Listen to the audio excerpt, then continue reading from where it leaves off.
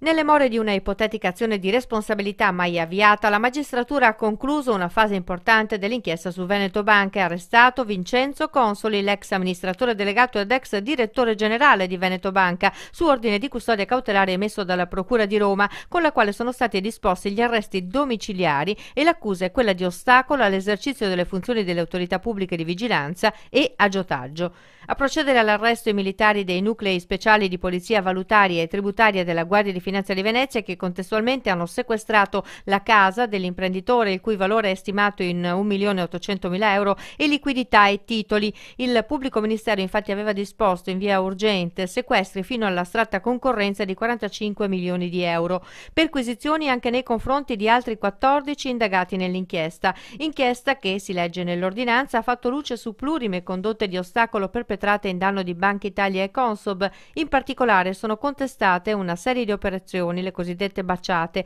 in virtù delle quali era la stessa banca a finanziare importanti clienti perché gli acquistassero azioni Veneto Banca. In questo modo il cliente finanziato deteneva i titoli per conto di Veneto Banca e a volte ciò sarebbe avvenuto anche mediante l'arruolamento di investitori compiacenti disponibili a intestarsi temporaneamente ingenti quantità e quote di obbligazioni subordinate, sollevando la banca dall'onere di detrarne il controvalore dal patrimonio di vigilanza, come invece prescrive Banca d'Italia. Finanziamenti a soggetti in difficoltà economiche, in stato di insolvenza o comunque non in grado di restituire le somme ricevute, all'insegna di un diffuso e sostanziale disinteresse sulle reali capacità di restituzione dei prestiti, davano all'esterno un'immagine di solidità patrimoniale dell'istituto ben maggiore di quella effettiva. Inoltre, secondo gli elementi acquisiti, mediante queste operazioni i vertici di Veneto Banca potevano falsamente rappresentare agli organi di vigilanza, Banca d'Italia e Consob, una consistenza patrimoniale superiore al reale,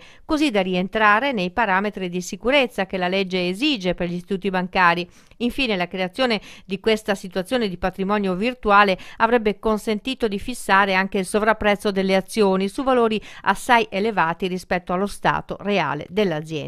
Veneto Banca continuava a indicare a Consob un valore del patrimonio di vigilanza sovrastimato rispetto a quello effettivo e solo dopo le ispezioni di Banca d'Italia e Consob sono venute alla luce l'effettiva situazione dell'istituto e individuate le ipotesi di responsabilità che sono alla base dei provvedimenti eseguiti dalla Guardia di Finanza.